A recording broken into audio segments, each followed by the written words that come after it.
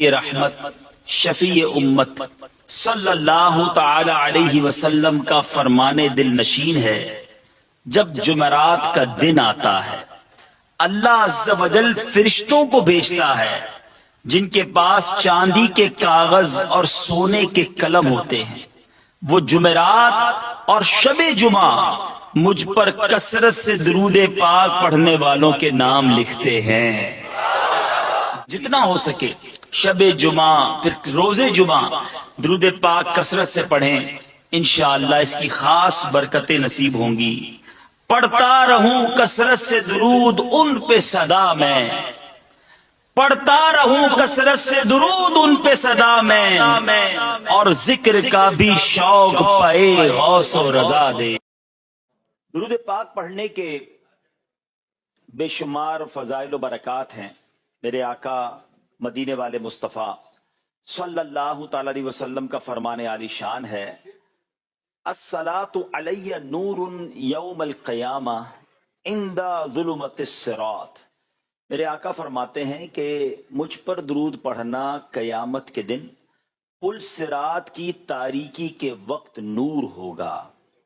ومن اراد ان یقتال له بالمکیال الاوفا یوم القیامہ فلیکثر من الصلاۃ علی۔ آقا فرماتے جسے یہ پسند ہو کہ اسے قیامت کے دن یہ نور اور اجر و ثواب پورا پورا ملے تو اسے چاہیے کہ مجھ پر بکثرت درود بھیجے۔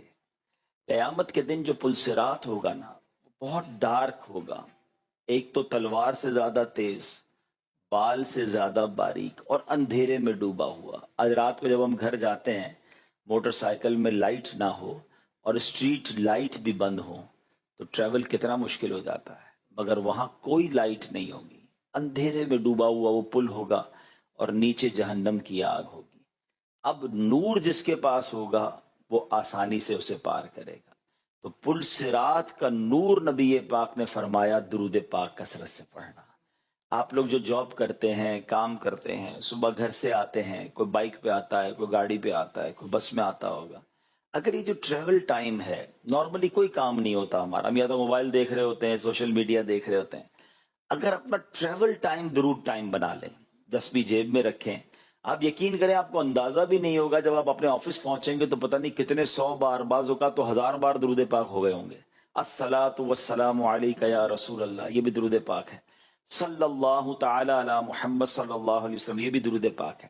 اچھا ہم سب جب گھر سے نکلتے ہیں تو ایک کراچی میں رہتے ہوئے ایک فیئر بھی ہوتا ہے کہ خیر سے واپس گھر پہنچے ہیں، جب صبح نکلتے ہیں تو شام خیر سے آ جائیں، گھر والے بھی خیر سے رہیں۔ اگر آپ چاہتے ہیں سب خیر رہے تو ایک اور حدیث پاک سنیں۔ میرے آقا علیہ الصلوۃ والسلام فرماتے ہیں جو ایک بار درود پاک پڑھتا ہے اس پر 10 رحمتیں نازل کی جاتی ہیں۔ اب ایک درود پڑھنے پر 10 رحمتیں ہیں، تو جو صبح شام درود پاک پڑھ رہا ہے 100 بار، 200 بار، 300 بار، اس پر بھی رحمت، اس کے گھر والوں پر بھی رحمت۔ انشاءاللہ آپ سیکیور رہیں گے، آپ سیف اینڈ ساؤنڈ رہیں گے اگر آپ درود پاک اپنی زندگی میں شامل کر لیں۔ بہت ساری فضول باتیں، بہت سارا سوشل میڈیا پر ہمارا ٹائم ضائع ہوتا ہے، تو آج کے بیان کا پہلا مدنی پھول، پہلا مشورہ کہہ لیں، پہلا پوائنٹ کہہ لیں، وہ یہ ہے کہ اپنی زبان کو ذکر و درود سے تر رکھیں۔ آپ سب جاب کرتے ہیں، بہت سارے لوگ ہیں جو کام کرتے ہیں، جاب کرتے ہیں، بڑی سٹرگل کرنے کے بعد، بڑی محنت کرنے کے بعد مہینے کے آخر میں ایک اماؤنٹ ملتا ہے آپ کو کہ جو آپ کو آپ کے گھر اور دیگر چیزوں کے ضروریات کو پورا کرتا ہے۔ یعنی اس کا مطلب یہ ہوا کہ دنیا میں پیسے کمانے کے لیے محنت کرنی پڑتی ہے، ٹھیک ہے نا؟ مگر آپ کو صحیح بتاؤں اللہ پاک کی ہم پر ایسی رحمت ہے کہ کچھ نیکیاں اتنی آسان کر دی گئی ہیں کہ there is no struggle، کوئی محنت نہیں کرنی ہے، اور اجر اور ثواب کتنا unbelievable۔ ذرا مل کر کہیے سبحان اللہ، اب کہیے الحمدللہ، اب کہیے اللہ اکبر۔ ان تینوں جملوں کو کہنے میں کتنی محنت کی آپ نے، کتنا وقت لگایا، کتنا پسینہ بہایا، کتنا پیٹرول آپ کا لگا ہے، کتنی منٹس یا کتنے گھنٹے صرف ہوئے، کچھ بھی نہیں، ہلے بھی نہیں اپنی جگہ سے، شاید 30 سیکنڈ نہیں لگے۔ اگر کسی بلینر کے پاس بھی آپ چلے جائیں نا اور اس کو کہیں کہ یار آپ 30 سیکنڈ میں کتنے پیسے کماتے ہو، تو جب وہ حساب کرے گا نا تو اس کے بھی چند روپے ہی بنیں گے، ٹھیک ہے نا؟ 30 سیکنڈ میں کچھ نہیں کمایا جا سکتا، میرے رب کی مہربانی دیکھو، حدیث پاک میں آتا ہے جس کا مضمون ہے جو ایک بار سبحان اللہ کہے جنت میں ایک درخت لگا دیا جاتا ہے، ایک بار الحمدللہ کہیں جنت میں درخت لگ جاتا ہے، ایک بار اللہ اکبر کہیں جنت میں درخت لگ جاتا ہے، ایک درود پڑھیں تو 10 نیکیاں ملتی ہیں، 10 رحمتیں نازل ہوتی ہیں، 10 گناہ معاف. نتھنگ ٹو ڈو، کوئی مشکل نہیں ہے. اچھا آپ میں سے بہت سارے وہ ہیں جن کی انگلیاں چلتی ہیں، کام میں انگلیاں چلتی ہیں یا ماؤس چلتا ہے، زبان نہیں چلتی ہے، آپ کو بولنا زیادہ نہیں ہوتا ہے. اور انفارچونیٹلی بدقسمتی سے کراچی میں ایک اور پرابلم ہے، اسی علاقے میں دنیا کے پرابلم ہے، کراچی، حیدرآباد، نواب شاہی سندھ میں، کہ جس کو بولنا کم ہوتا ہے تو منہ میں کچھ ڈال دیتا ہے، کیونکہ خاموشی رہنا ہے، کام میں بولنا تو ہے نہیں، تو اب سارا دن منہ میں کچھ ڈلا ہوا ہے، اور اس ڈلے ہوئے نے جو اس کو جس طرح تباہ کیا ہے، فائنینشلی بھی اور اس کی صحت کو بھی. خدا کے واسطے میں آپ کا بھائی ہوں، اور میں ان دنوں ایک بہت تکلیف سے گزرا ہوں. اب یوں سمجھے کہ میرے گھر میں ایک انتقال ہوا ہے، میرا بچپن کا دوست، ہم 30 سال سے دوست تھے، ہم بچپن سے ساتھ تھے، ماحول میں بھی ساتھ ساتھ آگے پیچھے آئے. اس بھائی کا پچھلے دنوں انتقال ہوا، اور اس کی وجہ اس کا منہ کا کینسر تھا، اور وہی پرابلم تھا کہ منہ اس کا ہر وقت بھرا رہتا تھا. اب وہ نہیں سمجھتے تھے، یا وہ سمجھتے تھے مجھے کچھ نہیں ہوگا، اور آخرکار ایسا کینسر ہوا کہ لاکھوں لاکھ روپے خرچ ہوئے. ہم دنیا کے ہر ملک میں لے جانے کے لیے اس کو تیار تھے، میں نے کہاں کوشش نہیں کی. آپ میرے کچھ کانٹیکٹس بھی سمجھتے ہیں، میں نے اس کی رپورٹس امریکہ بھیجی ہیں، میں نے اس کی رپورٹس دنیا کے کئی ڈاکٹرز کو بھیجی کہ آپ بتائیں میں اس کو لے کر وہاں آ جاتا ہوں اگر اس کا علاج ممکن ہے. تو ڈاکٹر نے کہا اب کچھ نہیں ہو سکتا. اور وہ 40 میری ایج کا میرا مجھ سے 1 سال بڑا ہوگا، 48 49 کی ایج میں وہ بھائی ہمارا دنیا سے چلا گیا. اللہ اس کی مغفرت فرمایا، اس کے درجات بلند فرمائے. میں یقین کریں اس پورے واقعے کو جس طرح کلوزلی میں نے آبزرو کیا ہے، تو میں آپ سب سے بھی گزارش کروں گا، اگر میرے کسی بھائی کی پان گٹکے کی عادت ہے، اس طرح کی چیزوں کی عادت ہے، نہ کریں. ہم سمجھتے ہیں یار مجھے کچھ نہیں ہوگا، لیکن جب ہوتا ہے نا، اب میں اس کے بچوں کو دیکھتا ہوں، اس کی فیملی کو دیکھتا ہوں، بہت کچھ ڈسٹرب ہو گیا ہے. تو پلیز اپنے لیے، اپنے بچوں کے لیے، آپ کہتے ہیں یار بس کچھ لوگ اس کو ٹینشن مٹانے کے لیے سمجھ کے کھا رہے ہوتے ہیں، ٹینشن مٹ نہیں رہی ہے، آپ ٹینشن بڑھا رہے ہیں. آپ ایک بار ہمت کریں، ایک بار اس چیز کو چھوڑیں. اچھا پھر اس کا ایک اور جو دینی نقصان سمجھے کہ جب تک آپ کے منہ میں یہ چیزیں آپ نہ درود پڑھ پا رہے ہیں، نہ آپ اللہ کا ذکر کر پا رہے ہیں، آپ کتنے لکی ہیں. آپ یقین کریں، اب پتہ نہیں یہ بات کہنی چاہیے کہ نہیں، لیکن تحدیث نعمت کے لیے کہہ رہا ہوں، شاید کسی کو بات کلک کر جائے. ہماری زندگی میں ہمارا بہت سارا وقت بولنے میں صرف ہوتا ہے، بیان، مشورہ، واٹس ایپ، تقریباً سارا دن ہم بولتے ہی رہتے ہیں. یعنی مجھے کبھی بولنے کا موقع کم ملتا ہے نا، میں اس کو بہت غنیمت سمجھتا ہوں کہ یار اب موقع مل گیا ذکر الہی کرنے کا، اب موقع مل گیا درود شریف پڑھنے کا. مثال کے طور پہ جہاز میں، ہم جب جہاز میں ہوتے ہیں بعض اوقات موبائل نہیں چلتا، اب کوئی کام نہیں ہے، موبائل ہو گیا سائیڈ پہ، اب یا تو مطالعہ کر لیں یا آپ ذکر کر لیں، تسبیح نکال لیں، تو اتنے درود پاک ہو جاتے ہیں، اتنا ذکر الہی ہو جاتا ہے کہ بندہ خوش ہو جاتا ہے کہ یار لاٹری لگ گئی، یار 1 گھنٹہ کچھ پڑھنے کا موقع مل گیا. مگر آپ میں سے کئی لوگ ایسے ہیں جن کے 7 8 گھنٹے ان کو بولنا نہیں ہے، ان کو کام کرنا ہے. اگر آپ کا مائنڈ سیٹ بن جائے کہ یار جتنی دیر کام کرنا اتنی دیر درود ذکر، اچھا بدل بدل کے کرے نا، ایک ہی ذکر آپ کنٹینیو شاید نہیں کر پائیں گے. تھوڑی دیر کلمہ پاک پڑھ لیا، یار 1000 بار کلمہ پاک پڑھوں گا، 1000 بار درود پاک پڑھوں گا، 1000 بار سبحان اللہ کہوں گا، 1000 بار الحمدللہ کہوں گا، 1000 بار استغفر اللہ کہوں گا. آپ یقین کریں آپ جاب سے گھر جائیں گے، ادھر جنت کے محل تیار ہو گئے ہوں گے آپ کے لیے. اور یہ میرے نبی کے سچے وعدے ہیں کہ یہ ذکر الہی میں. اچھا پھر روحانیت الگ، آپ کی زبان کی تاثیر الگ، آپ کی طبیعت فریش الگ. نبی پاک علیہ السلام فرماتے جس کا مضمون ہے کہ جو مشکل اور پریشانی میں ہو، تقریباً ساری مشکل پریشانی میں ہم لوگ ہر وقت رہتے ہیں، اس کو چاہیے کہ مجھ پر کثرت سے درود پڑھے کہ درود مشکلیں اور پریشانیوں کو لے جاتا ہے. یہ فلش آؤٹ ہو جائیں گی، یہ غائب ہو جائیں گی مشکلیں، اگر آپ کی زبان ذکر و درود سے تر رہے گی. تو پہلی نیت میں بھی کروں، آپ بھی کر لیں کہ کثرت سے درود پاک پڑھیں گے انشاءاللہ، ذکر الہی کریں گے انشاءاللہ، فضول باتوں میں وقت نہ گزاریں. تھوڑی زندگی ہے، پتہ نہیں کب چلے جائیں گے، تو جانے سے پہلے اتنا اکٹھا کر لو نا یار کہ ادھر بھی موج کریں.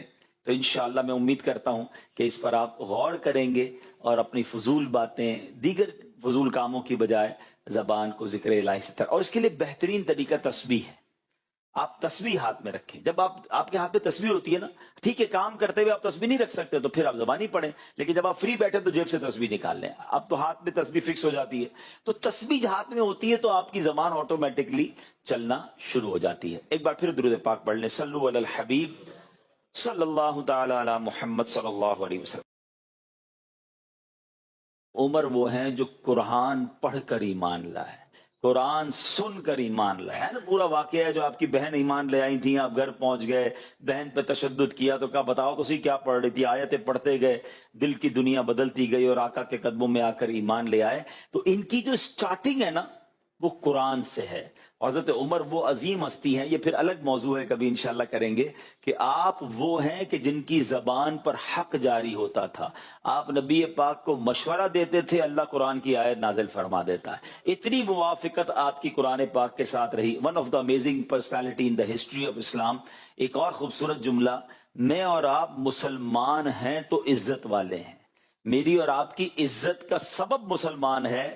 حضرت عمر وہ ہیں کہ جب سے وہ اسلام لائے ہیں اسلام کی عزت میں اضافہ ہوا ہے. Look at the difference. اسلام کو ترقی ملی، اسلام کو عروج ملا، مسلمانوں کے دل کھل گئے. حضرت عمر جب ایمان لائے اللہ نے وہ مقام عطا فرمایا. ایک ہی حدیث ان کے فضیلت پر کافی ہے کہ میرے آقا فرماتے ہیں اگر میرے بعد کوئی نبی ہوتا تو عمر ہوتا. اللہ حضرت عمر کے مزار پر انوار پر کروڑوں رحمتوں کی بارش نازل فرمائے. اور آپ کو پتا ان کا مزار کہاں ہے؟ مزار کہاں ہے؟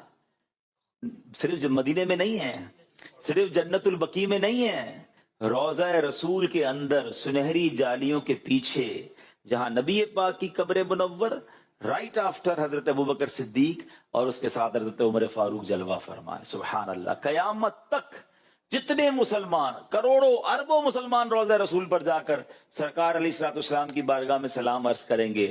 وہاں حضرت ابوبکر صدیق کو بھی سلام عرض کریں گے، حضرت عمر فاروق کو بھی سلام عرض کریں گے. اللہ ان کی قسمت کے صدقے ہمیں بھی مدینے کی زندگی اور مدینے کی با ایمان موت نصیب فرمائے. حضرت عمر بن خطاب بھی اس حدیث کے راوی ہیں. کہتے کہ جب نبی کریم علیہ الصلوۃ والسلام پر وحی نازل ہوتی تھی نا، جب قرآن کی آیتیں اترتی تھی تو پیارے آقا کی جو کیفیت تھی نا وہ سڈنلی چینج ہو جاتی تھی. وہ کہتے پیارے آقا علیہ الصلوۃ والسلام کے چہرہ اقدس کے پاس مکھیوں کی بھنبھناہٹ کی آواز آتی تھی. صحابہ سمجھ جاتے تھے، نظر نہیں آتی تھی مکھیاں مگر اس طرح کی ساؤنڈ سنائی دیتا تھا تو سمجھ جاتے تھے کہ نبی پاک پر وحی نازل ہو رہی ہے. اب ایک دن وحی نازل ہوئی، ہم سب رک گئے. جب یہ کیفیت ختم ہوئی تو پیارے آقا علیہ الصلوۃ والسلام نے قبلہ رو ہو کر ہاتھ اٹھائے اور دعا کی. چلے آپ بھی ہاتھ اٹھا لیں، بڑی بڑی مبارک، کیونکہ ہم اسی آیتوں کی تلاوت کر رہے ہیں اور دعائیں بڑی پیاری ہیں.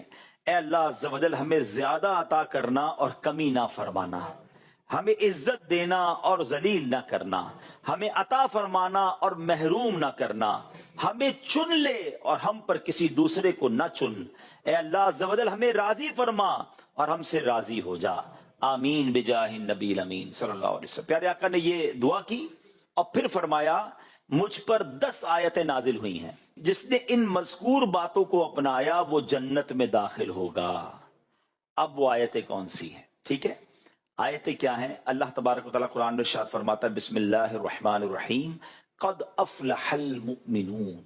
پہلی آیت، بے شک ایمان والے کامیاب ہو گئے. آپ سب کو مبارک ہو. الحمدللہ اس پہلی آیت پہ ہم سب کا عمل ہے کہ ہم سب مسلمان ہیں.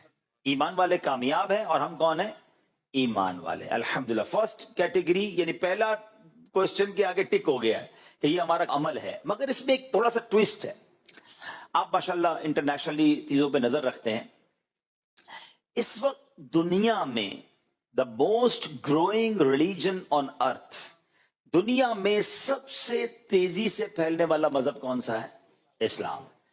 ٹھیک ہے نا، لیکن اس کا مطلب یہ نہیں کہ ون وے ٹریفک ہے. جب غیر مسلم مسلمان ہو سکتا ہے تو معاذ اللہ مسلمان بھی کافر ہو سکتا ہے.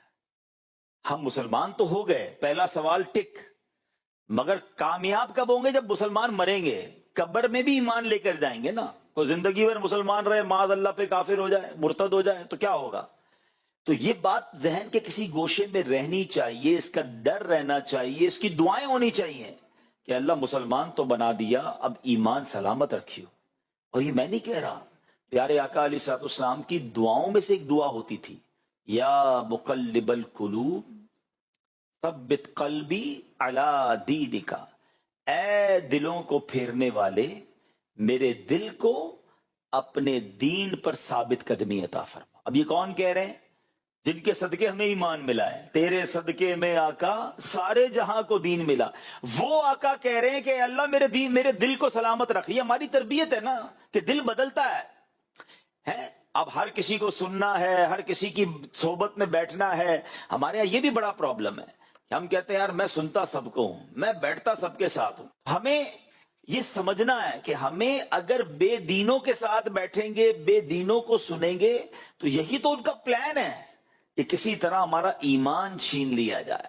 شیطان نے اپنے چیلے چھوڑے ہوئے ہوتے ہیں نا، شیطان اپنی شکل پہ تو نہیں آتا، کوئی نہ کوئی بندے آگے کرتا ہے، کوئی ایسی خیالات آگے لاتا ہے۔ تو ہمیں بہت فکر مند رہنا ہے۔ آپ کی موٹر سائیکل آپ نہیں لیں تو شاید آفس میں بیٹھے بیٹھے تھوڑی دیر بعد نکلتے ہوں گے باہر، کھڑی ہے کہ نہیں کھڑی ہے۔ موبائل نیا والا جیب میں ہو تو اور تھوڑی دیر بعد بلا ارادہ ہاتھ جاتا ہے جیب میں، ہاں ہے بھائی بیٹھا ہے، ابھی بھی ہو سکتا ہے کسی نے تھوڑی دیر پہلے بھی لگایا ہو، ہاں ہے بھائی کچھ بھی نہیں ہوا۔ کیوں؟ جتنی قیمتی چیز اتنی فکر زیادہ۔ ایمان سے بڑھ کر ہے کچھ؟ خدا کی قسم کچھ بھی نہیں ہے۔ ساری دنیا کی دولت کسی کے پاس ہونا اور ایمان نہ ہو، کچھ بھی نہیں ہے اس کے پاس۔ ہم ایمان والے ہیں اور ایمان والے مر جائیں، اس سے بڑی سعادت نہیں۔ نبی پاک کیا کہہ رہے ہیں؟ اے اللہ میرے دل کو سلامت رکھ۔ ہمارا کیا حال ہے؟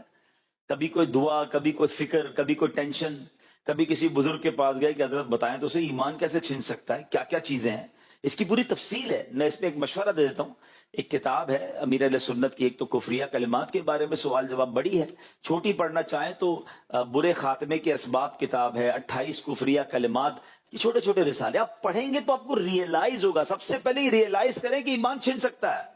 اٹس ناٹ پروٹیکٹڈ 100% نہیں ہے، ہمیں دعا کرنی ہوگی، ہمیں فکر کرنی ہوگی، دروازہ بند کرنا ہوگا، کوئی نہ کوئی پلان کرنا ہوگا کہ ایمان کو چھین نہ سکے، کیونکہ قد افلح المؤمنون۔ کامیاب لوگ کون ہیں؟ ایمان والے۔ ہمیں ایمان والا بنایا اللہ نے، یہ اللہ کی مہربانی ہے، مگر ایمان سلامت رکھنا ذمہ داری ہماری ہے۔ ہم نے اس کو ہاتھوں سے ضائع کر دیا تو کہیں ایسا نہ ہو سارا سفر بیکار ہو جائے۔ اب آگے چلتے ہیں۔ اب وہ ایمان والے کون ہیں جو کامیاب ہیں؟ ان کی کیٹیگریز بیان کی ہیں، 6-7 کام ہیں، غور سے سنتے جائیں اور آج نیت کر لیں۔ ویسے میں آپ کو بتا رہا ہوں کہ دنیا کا سب سے بڑا انعام آپ کو ملنے جا رہا ہے، اگر اس کے لیے 5-6 کام کرنے ہوں تو میرے جیسا آدمی تو کہے بھائی مجھے کام بعد میں بتانا، نیت میں پہلے کرتا ہوں، میں کروں گا انشاءاللہ۔ کریں گے انشاءاللہ؟ آپ سن لیں کیا کرنا ہے، بس جنت کا راستہ اور ایسا انعام، ابھی انعام بتاتا ہوں آپ کو۔ اللہ فرماتا ہے الذین هم فی صلاتہم خاشعون۔ پہلا کام، وہ ایمان والے کیا کرتے ہیں؟ جو اپنی نماز میں خشوع و خضوع کرنے والے ہیں، نماز بھی پڑھتے ہیں اور نماز میں فوکس بھی ہے، نماز میں توجہ بھی ہے۔ اللہ اکبر۔ اب یہ تو ڈبل کام ہو گیا، کچھ لوگ تو نماز ہی نہیں پڑھتے ہیں۔ نماز پڑھیں گے تو خشوع و خضوع کی باری تو آئے گی نا، لیکن پہلی شرط کیا ہے؟ نماز میں خشوع و خضوع کرتے ہیں۔ حضرت انس رضی اللہ عنہ فرماتے ہیں کہ نبی پاک علیہ الصلوۃ والسلام نے مجھ سے ارشاد فرمایا، اے بیٹے نماز میں ادھر ادھر دیکھنے سے بچو، کیونکہ نماز میں ادھر ادھر توجہ ہلاکت ہے۔ ہماری نماز میں توجہ نہیں ہوتی ہے۔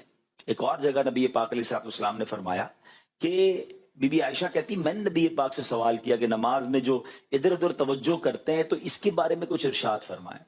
آقا نے فرمایا یہ شیطانی لغزش ہے، اس کے ذریعے شیطان بندے کو نماز سے پھسلانا چاہتا ہے۔ شیطان آتا ہے کہ کسی طرح اس کا دماغ کہیں اور چلا جائے۔ وہ چٹکلا مشہور ہے نا کہ ایک صاحب جو ہیں وہ 5 وقت کے نمازی تھے اور باجماعت نمازی تھے، اپنی مارکیٹ میں بھی جماعت سے نماز پڑھنے جاتے۔ ایک دن عشاء کی نماز چلی گئی تو رونے لگے۔ نمازیوں نے کہا کیا ہو گیا، جماعت چلی گئی، بھائی اپنی پڑھ لو۔ کہہ رہے یار مسئلہ یہ دکان بند کر کے عشاء میں آتا تھا، امام صاحب 4 رکعت پڑھاتے تھے، میں سارا حساب کرتا تھا، اب امام صاحب نے جماعت تو چلی گئی میری، اب نماز خود پڑھوں گا تو حساب بھی الگ سے کرنا پڑے گا۔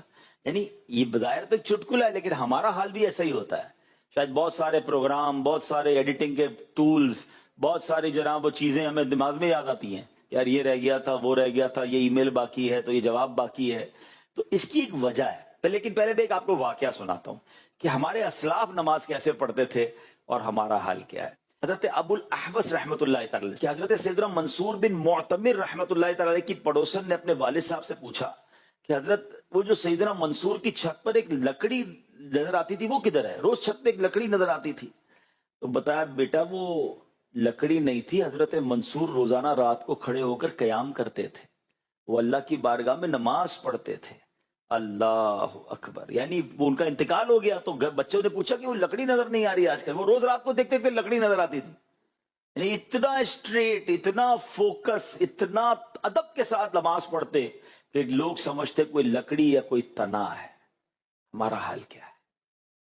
नमाज पढ़नी है और उसमें तवज्जो रखनी है और जो इनाम है वो हासिल करना है ना। अच्छा, अब आप कहें यार तवज्जो होती नहीं, कोशिश करते हैं। इसके कुछ तरीके हैं। सबसे पहला तरीका मैं आपको ये बताता हूं कि नमाज का माना समझे, मीनिंग समझे। जब आपको नमाज के माना आते होंगे ना, अल्हम्दुलिल्लाह रब्बिल आलमीन जब कहेंगे तो उसका माना क्या है, अर्रहमान रहीम, तो मैं रहमान रहीम की बात कर रहा हूं। तो अब जब आप ये तिलावत जो भी कर रहे हैं, जो भी आयतें आप पढ़ते हैं, उसका तर्जमा 2-3 बार पढ़ लें। तो अब आप जब नमाज पढ़ेंगे तो आप तर्जमे के साथ होंगे। शायद गुनाह तो मिल गए क्योंकि अजीब अजीब चीजें होती हैं, मगर मिला कुछ नहीं। और यही 2 घंटे जिक्र हो जाता, तिलावत। अगर माइंड बना होता ना कि यार 10 मिनट में सूरह यासीन की तिलावत हो जाती है, ये बंदा मुझे कह कर गया मैं 10 मिनट में आ रहा हूं, यही मोबाइल निकालना है, निकालना कुछ और नहीं है, मगर इसमें कुरान ऑन करना है और 10 मिनट में सूरह यासीन पढ़ लेनी है। जो एक बार सूरह यासीन पढ़े 10 कुरान पाक का सवाब मिल जाता है। वो बंदा 10 मिनट के बाद आया, आपको 10 कुरान पाक का सवाब मिल गया। और यही 10 मिनट सोशल मीडिया पे गुजारे, शायद कितने सारे गुनाहों के अंबार लग गए। कुरान कहता है वो फजूल बातों की तरफ तवज्जो नहीं करते। हम देखें तो हमारा इतना फजूल कामों में इन्वॉल्वमेंट हो गई है कि घर वालों को देने के लिए भी टाइम नहीं है। आजकल घर पर जाकर भी लोग घर पर नहीं है। कभी कभी तो घर वाले बताते हैं कि 5 बंदे घर में ही बैठे हैं, मगर सबके पास हाथ में मोबाइल है, कोई किसी से बात नहीं कर रहा है। पहले घर से जाते थे तो घर वाले पूछते थे कैसा दिन गुजरा, हम घर वालों से पूछते थे दिन कैसा गुजरा, बच्चे को तवज्जो दी, भाई बहन की तबीयत पूछी, अम्मी अब्बू का हाल अहवाल पूछा, खत्म।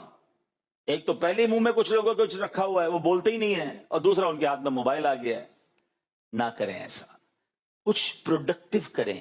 आपको पता है अच्छा मैं चलिए, तो दीनी बात हो रही है ना, क्योंकि शरीयत में सिर्फ दीनी बातों को करने का नहीं कहा गया। कोई ना कोई कारामद काम कर लेना, आप कोई कोर्स कर लें, अगर आपके पास टाइम है, कोई ऐसी चीज देखें जिससे आपकी स्किल डेवलप होती हो, गुनाह भी ना हो, कोई नाजायज चीज ना हो। कुछ लोग जबान सीख लेते हैं, इंग्लिश सीख लेते हैं। आपको पता है दुनिया में एक फिनोमेना है, एक तहकीक है, यूनिवर्सिटी ऑन व्हील, यानी पहिए के ऊपर यूनिवर्सिटी। वो क्या है?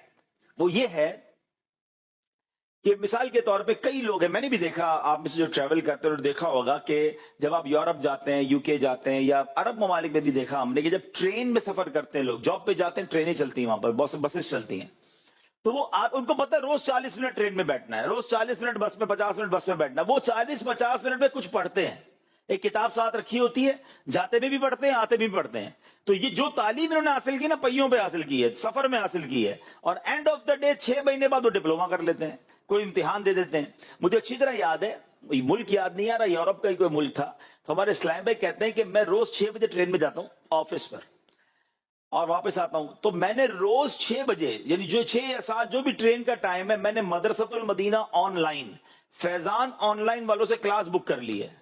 जैसे ही ट्रेन में बैठता हूं, अपना हेडफोन लगाता हूं, कारी साहब पढ़ाना शुरू कर देते हैं। 30-40 मिनट क्लास खत्म होती है तो ऑफिस आ जाता है, अपने ऑफिस चला जाता हूं। वो 30 मिनट्स में रोजाना कुरान पाक पढ़ रहे हैं और कोर्सेज मुकम्मल कर रहे हैं।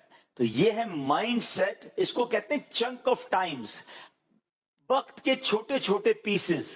ये हमारे पास पूरे दिन में बिखरे हुए हैं, लेकिन अक्लमंद हो तो उन छोटे पीसेस से या तो दुनिया अच्छी कर लेता है या आखिरत अच्छी कर लेता है। फजूल नहीं गुजारता, इतना टाइम नहीं है मेरे पास। हम सबके पास एक ही जिंदगी है, हम सबके पास 24 घंटे ही हैं। जो कामयाब लोग हैं उनके पास 48 घंटे या 72 घंटे नहीं होते दिन के, वो 200-300 साल नहीं जीते।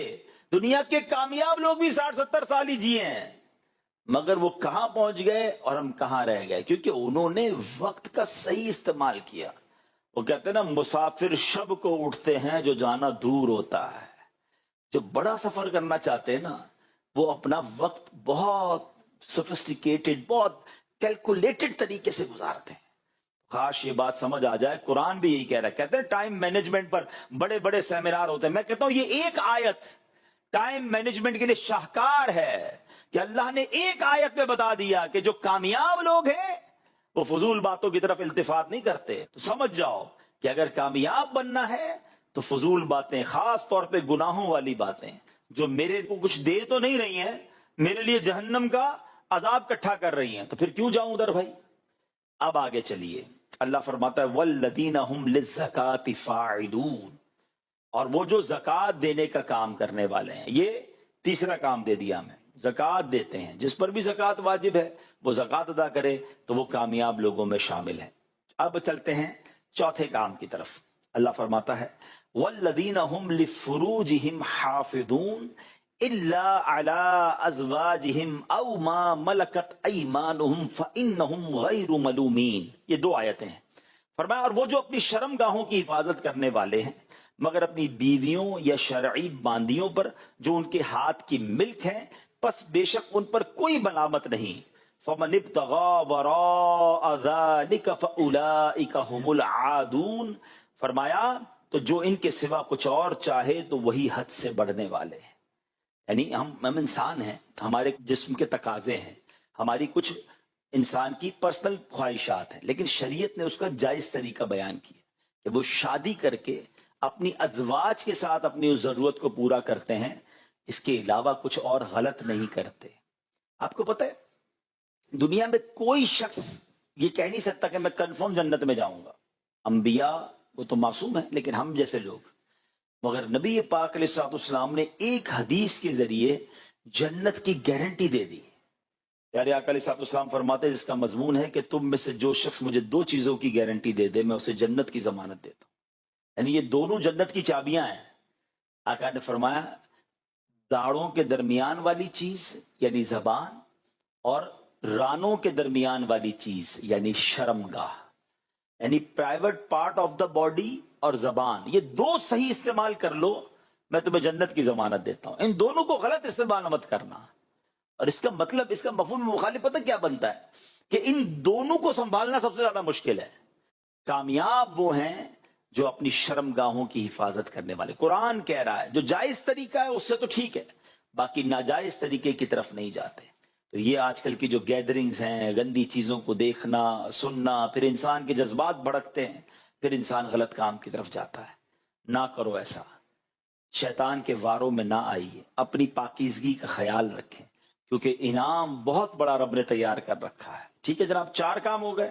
اب آگے فرماتا ہے، فرمایا وہ جو اپنی امانتوں اور اپنے وعدے کی رعایت کرنے والے ہیں، ان کے پاس امانت رکھائی جائے تو امانت پراپر لوٹاتے ہیں اور وعدے پورے کرتے ہیں۔ بدقسمتی سے یہ بھی بڑا پرابلم ہے، کسی کے پیسے پڑے ہوئے مل جائیں، بندہ کہے تو میرے ہو گئے، کوئی بھول جائے سامنے والا تو ادھر دینے کے لیے کوئی تیار نہیں ہوتا۔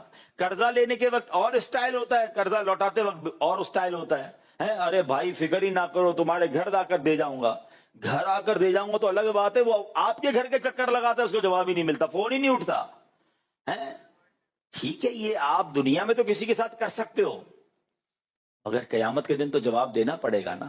زندگی میں کبھی ایک اصول بنا لیں، آپ کی طرف کسی کا 1 روپیہ آنا نہیں چاہیے، یہ رہ گیا نا تو ہم جواب نہیں دے سکیں گے۔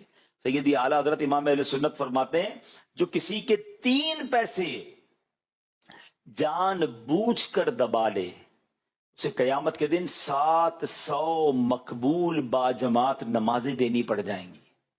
3 پیسے کے بدلے جو 1000 روپے، 2000 روپے، 10,000 روپے، 1,00,000 روپے پر دبا کے بیٹھا ہوا ہے، زمین پر قبضہ کر کے بیٹھا ہوا، اس کا بنے گا کیا؟ ہم سمجھتے ہیں میں بڑا ترم خان ہوں، میرا کوئی بگاڑ نہیں سکتا۔ ارے بھائی آپ کو پتہ ہی نہیں ہے۔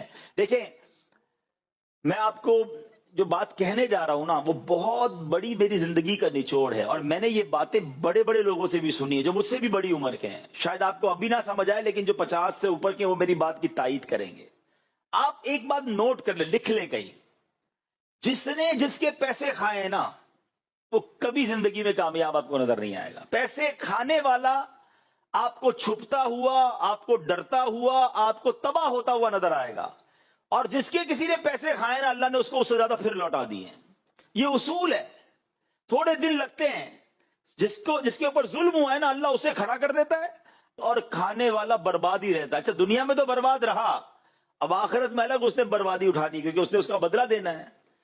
کبھی زندگی میں بندہ کسی کے پیسے، کسی کا حق لے کر کامیاب ہو ہی نہیں سکتے۔ تھوڑے دنوں کی چاندی ہوتی ہے، اس کے بعد ہم نے اس کا ڈاؤن فال ہی دیکھا ہے، اس کا تباہ و بربادی ہوتے دیکھا ہے۔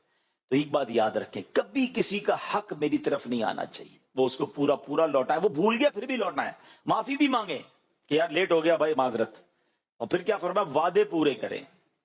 ہمارے یہاں تو بھائی تکیہ کلام ہو گیا، تو اسی فکر ہی نہیں کرو، بس کل کر دیتا ہوں، پرسوں کر دیتا ہوں، بس آپ آ جاؤ جمعے والے دن۔ اچھا یہ بولتے وقت بھی پکا ارادہ ہوتا کہ ہونا نہیں، گولی ہی دینی، پتہ عجیب عجیب نام رکھے ہوئے ہم نے۔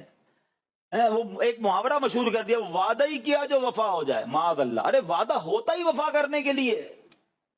آپ کو پتہ ایک بار نبی پاک علیہ الصلوۃ والسلام کسی شخص کے ساتھ کوئی ڈیلنگ تھی، تو اس سے پیسے لینے تھے، تو اس نے کہا حضور آپ کھڑے رہے میں ابھی آتا ہوں، آپ ادھر ہی کھڑے۔ نبی پاک نے کہا ٹھیک ہے میں تمہارا ہی انتظار کر رہا ہوں۔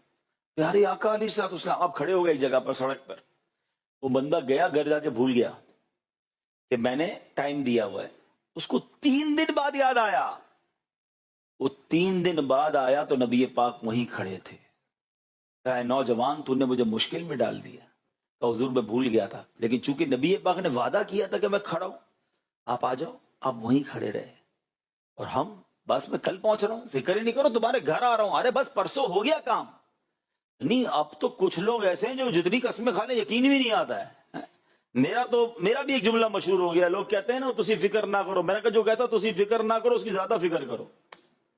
ہاں وہ ہر بات میں یہ کہتا آپ فکر ہی نہ کریں، ہو گیا کام، آپ ارے آپ ٹینشن ہی نہ لیں۔ جو یہ کہتا ہے ٹینشن نہ لو اس کی زیادہ ٹینشن لینی پڑتی ہے، کیونکہ یہ اس کا تکیہ کلام ہے۔ نہ کریں ایسا آپ۔ اچھا پھر ایسا بندہ جو ہے نا یوں سمجھے آہستہ آہستہ دوست کھو دیتا ہے، اعتماد کھو دیتا ہے۔ آپ ایسے بن جاؤ کہ آپ کہو نا آپ کا کام ہو جائے گا، سامنے والے کو پتا اس کی بات پتھر کی لکیر ہے، وہ آپ پر اعتماد کرے گا، یار اس نے آج تک جب جو بولا ہے نا وہ ٹائم پہ کیا ہے۔ ہم سمجھتے ہیں کہ یار گولی دے کے ہماری گاڑی چل رہی ہے آگے، نہیں چلے گی، آہستہ آہستہ۔ آپ دیکھیں نا دکاندار کون سا چلتا ہے، آپ محلے میں سودا کس سے لیتے ہیں؟ آپ بعض دکاندار ایسے جو مہنگا سودا دیتے ہیں آپ جا کے اس سے لے لیتے ہیں کہ یار یہ سچا دیتا ہے، وہ سستا تو دیتا ہے مگر ملاوٹ کرتا ہے، تو ملاوٹ والے کا کاروبار آگے جا کے بد ہی ہوتا ہے، اور اچھی کوالٹی کا مہنگا بھی لوگ خریدتے ہیں۔ بالکل ایسے ہی بندہ وہی چلے گا۔ اچھا آپ اپنی آرگنائزیشن میں، اپنے ادارے میں، اپنے جاب میں بھی آگے جب ہی بڑھیں گے جب آپ سچے ہوں گے۔ آپ کا ایچ او ڈی کہے گا یار جب بولتے کو جھوٹ بولتا ہے، جب دیکھو کوئی بہانہ کرتا ہے، آہستہ آہستہ آہستہ ڈاؤن۔ پھر آپ پتہ کیا کہیں گے، یار پتہ نہیں مجھے کیوں پیچھے کرتے ہیں، مجھے آگے نہیں بڑھاتے، میری تنخواہ نہیں بڑھاتے، میرا گریڈ نہیں بڑھاتے۔ بھائی آپ کی باتیں ہی سمجھ نہیں آتی، آپ ہر وقت کوئی نئی کہانی سنا رہے ہوتے ہو، سچے رہو نا۔ اچھا کہانیاں پتہ ہی کون سناتا ہے؟ ایک بات اور زندگی میں یاد رکھیں، ہمیشہ کہانیاں وہ سنائے گا جس کو کہانی سنبھالنی ہوتی ہے، جھوٹے کو کہانی سنبھالنی ہوتی ہے نا۔ مثال کے طور پہ آپ سے کسی نے پوچھ لیا بھائی آپ 2 دن کیوں نہیں آئے، وہ دادی کا انتقال ہو گیا تھا۔ اب آپ کو ساری زندگی یاد رکھنا ہے کہ میں نے اپنے چینل میں دادی مار دی ہے۔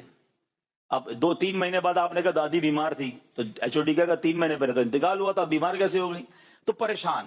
جو جھوٹا ہوگا نا وہ ہمیشہ پریشان رہے گا۔ اچھا کسی نے پوچھا کہاں رہتے ہو، اچھا ذرا بھرم بھی مارنا تو اب لیاری بولوں گا تو نہیں، میں تو جمشید روڈ پہ رہتا ہوں، یا میں بہادر آباد رہتا ہوں۔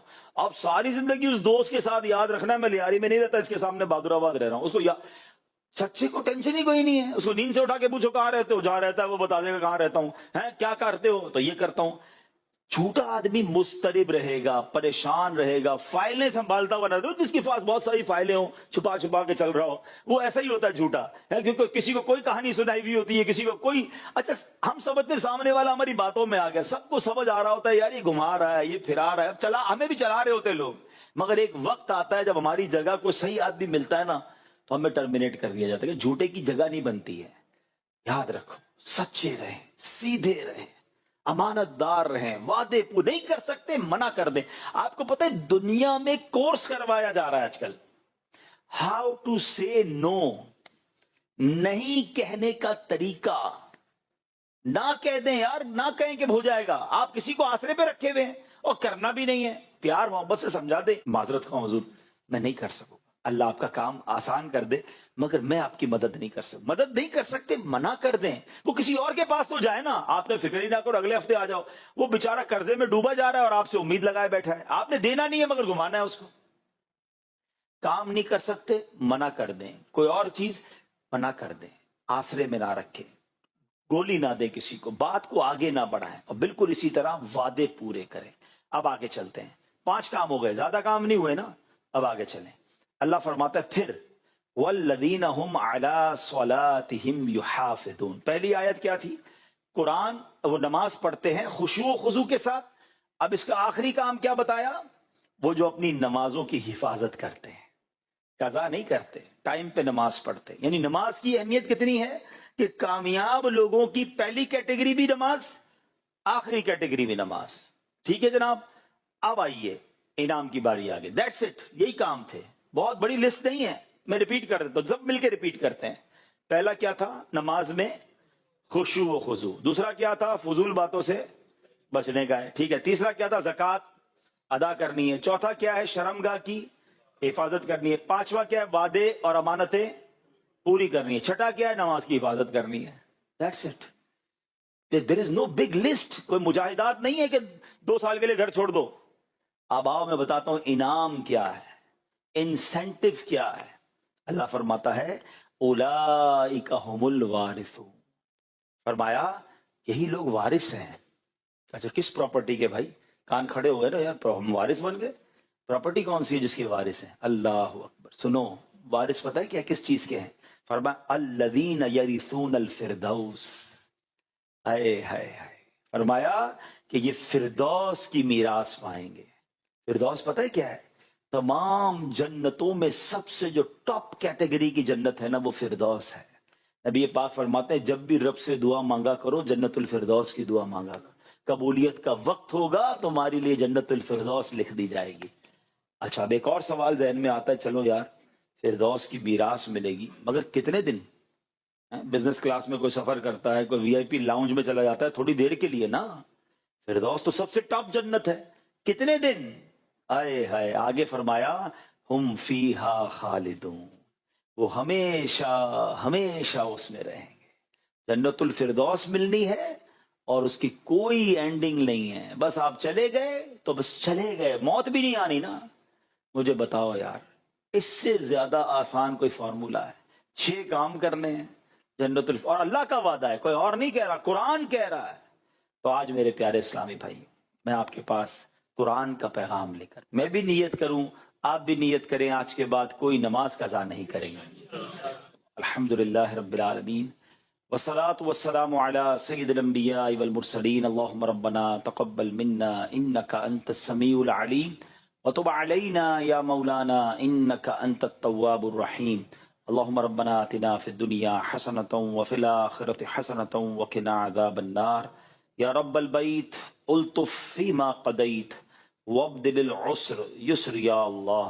یا اول الاولین یا آخر الاخرین یا ذا القوة المتین یا راحم المساکین یا ارحم الراحمین ارحمنا نحن الفقراء والمساکین. اے رب کریم، ہم سب کا جمع ہونا اپنی بارگاہ میں قبول فرما. ہم سب کے تمام صغیرہ کبیرہ گناہوں کو معاف فرما. ہماری، ہمارے ماں باپ کی اور نبی پاک علیہ الصلوۃ والسلام کی، ساری امت کی بخشش